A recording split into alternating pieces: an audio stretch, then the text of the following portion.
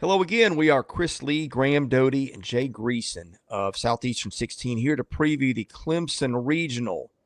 That's your host, Clemson Tigers. West Virginia, the 2 seed. The Mountaineers won the Big 12, but stumbled late, cost themselves a host with that. Kentucky got into the NCAA tournament, not even one of the last 4 in. And I thought that was the right call. Saw Kentucky play a lot this year. I think it's a tough team, better than the record indicates. And South Carolina Upstate, which is one of the tougher 4s in the tournament.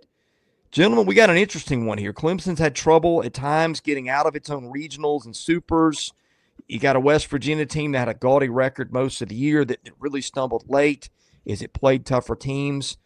Kentucky just tough as nails even when the Cats lost. They were right there. And an Upstate team, that's local, it could really hit the ball, and I think would be excited to be in Clemson, guys.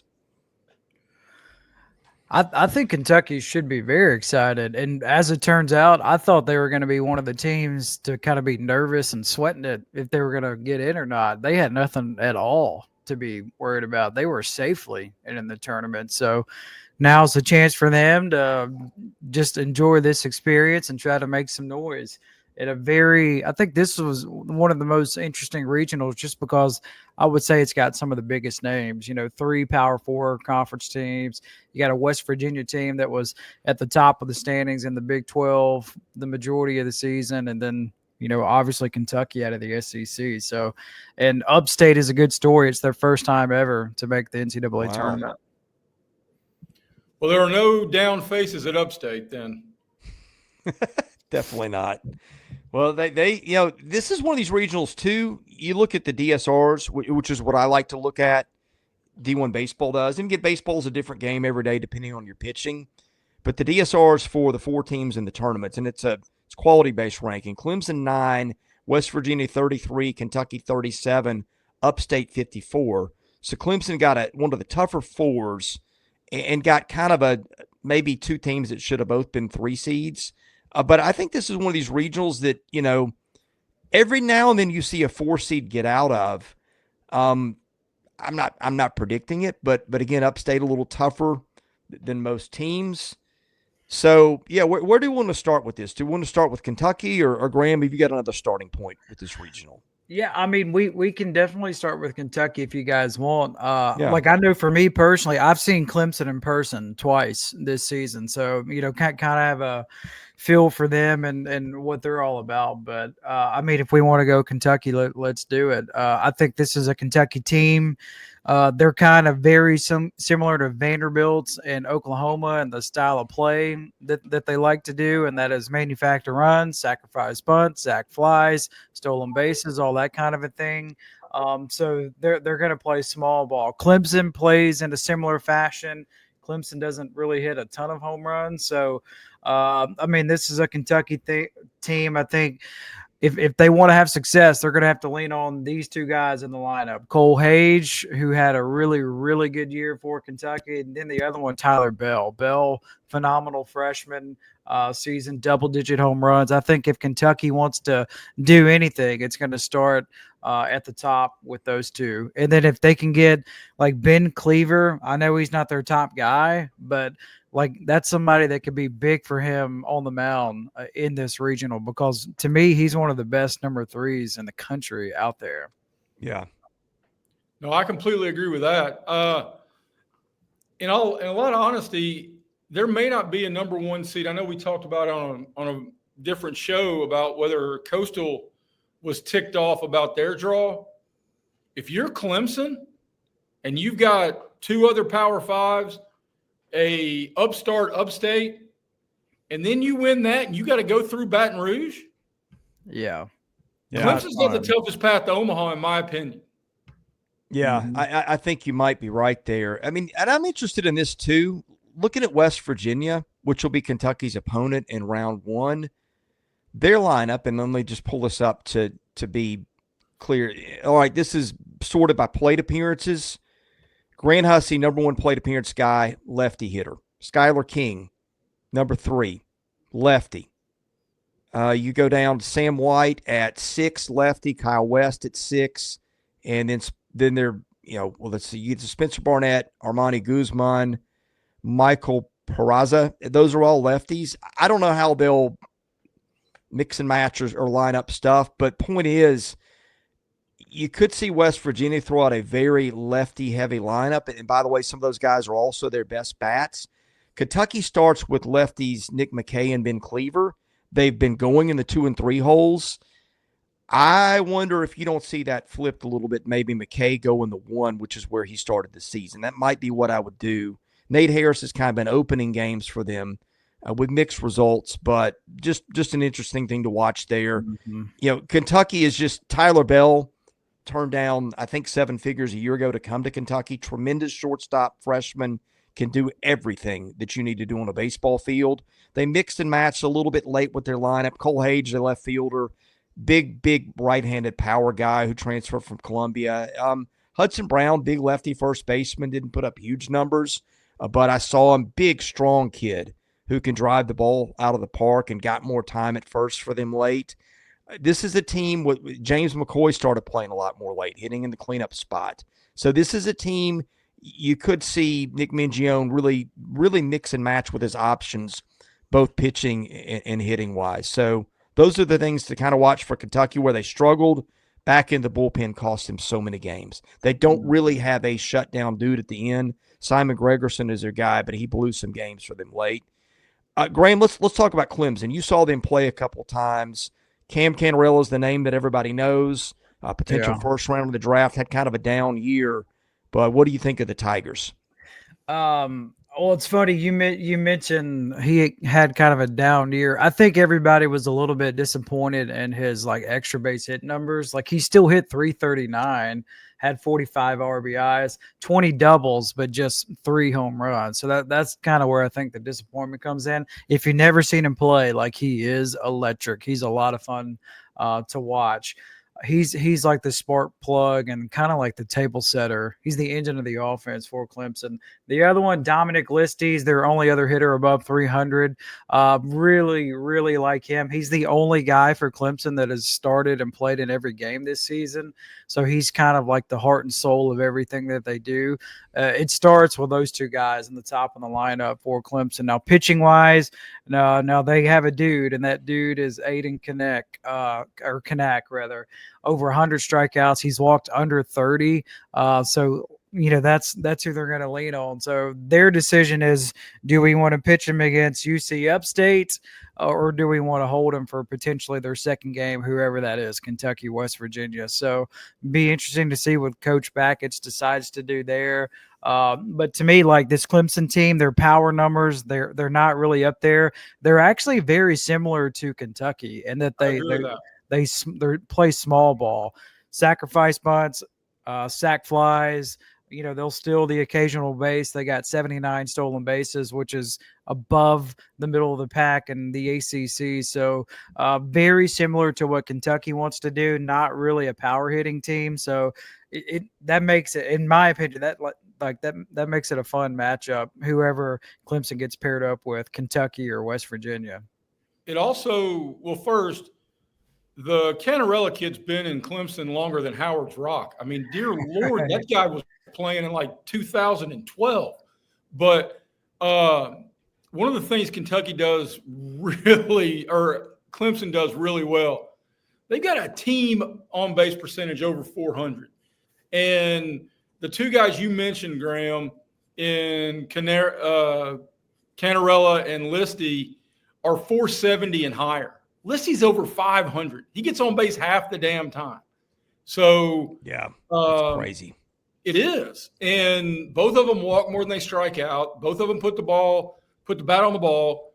I could not agree with anything you said more in these crazed 27 hours that we've tried to talk about every college baseball team still practicing. It is Kentucky and Clemson are mirror images of each other. And I mean, I don't even really know where to go with that. And then West Virginia is a complete wild card because I think they played a bloated schedule. Yeah. The one difference, and Chris, you touched on this, is Kentucky's bullpen has failed them. Well, while Knaak has been their alpha Friday night starter, they've got a handful of other dudes who've pitched in multiple games with sub-4 ERAs and sub-1-1 whips. And if you're going to have that bevy of arms against a sketchy Kentucky bullpen, if both these teams are really even, give me the team with more pitching depth. Well, and the names are Lucas Mahlstedt, Reed Garris, and Jacob McGovern have been lights out. So that's and their starters, Bailey and Titsworth threw an okay amount of innings, not great. Knaak ate a bunch of innings. I mean, sorry, that sounds like an insult as an innings eater. He's not that, but I'm saying he threw 84 and 2/3 innings or a third, and that's durability is what I'm getting at. West Virginia, let's talk about the Mountaineers for just a minute. And I'm looking at their conference stats page just to make sure I've got this right.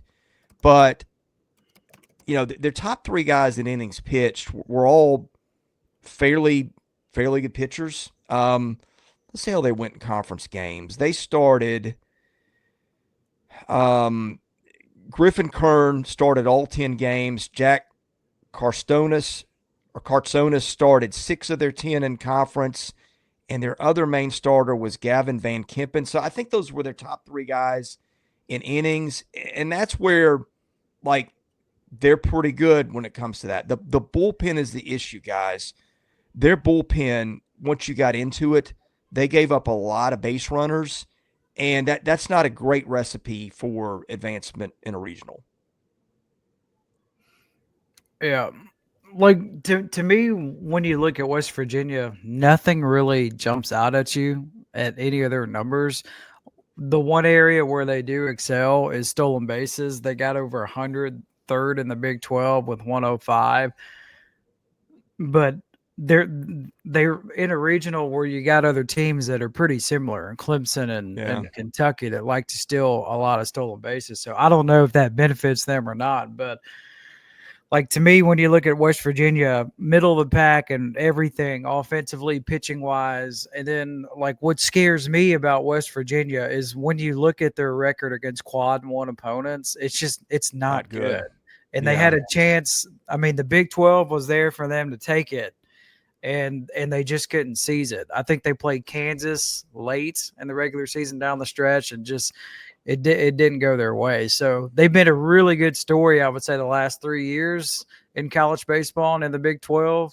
But, when it comes to times like this, they've come up a little bit short. Not saying that they're never going to get over the hump. They certainly can. But I just trust Clemson and Kentucky more in situations like this than West Virginia. Kentucky has been to the Super Regionals 2 years ago. They went to Omaha last year, and Clemson went to the Supers last year. So those are 2 teams that are been battle tested and have been through these wars. Let's talk Upstate a minute in case we got, possibility of chaos here. Team batting line of 319, 422, 530, 99 home runs. So they really hit the ball. Now, it's going to have the weakest schedule of anybody in the regional, although West Virginia's wasn't great either. It played a tougher one than them. I think their hopes, Ant Phillips, I'm going to presume he's their game 1 guy. We don't know at the moment. 3.58 ERA. If you take whip, he had a 1.19, and I actually throw hit batsman into that, so that's pretty good. The problem is there's a pretty considerable drop-off to the rest of their staff from there. So I think their best hope, is probably – getting Clemson with Phillips pitching a gym and then throwing chaos into the bracket. But it feels like regionals are kind of a war of pitching attrition, and it feels like that could be an issue for Upstate. I agree with you. And I agree also with what Graham said, that this really feels like a Kentucky Clemson is going to decide this, because I don't trust West Virginia either. Yeah. Even if Kyle West on this day, which is Jerry West's birthday, and Zeke from Cabin Creek is easily the most famous West Virginia former athlete of all time. I don't know if that plays into anything other than just my random useless knowledge, waste $1 million memory on sports stats and movie quotes. But Chris, I have a question for you. Do you think Kentucky juggles not only its normal rotation, But if they move everybody up, Ben Cleaver in game 2, I feel real good if I'm a Kentucky fan. Yeah. If we can figure out a way past West Virginia and I can give the ball to Ben Cleaver to beat Clemson in an effort for them to have to beat me twice. I know we've had multiple conversations about if you're a 1, do you sit your ace against a 4? I can see Kentucky pushing both those dudes forward. I could see Kentucky going 2-0 and being at the top of the bracket. I'm going to presume they're going to throw McKay because of West Virginia's lefty propensity. Clemson's a little less. They're a little more balanced. They're more right-handed heavy, but they've got a lot of lefties off the bench that played. So Eric Bakich can mix and match there.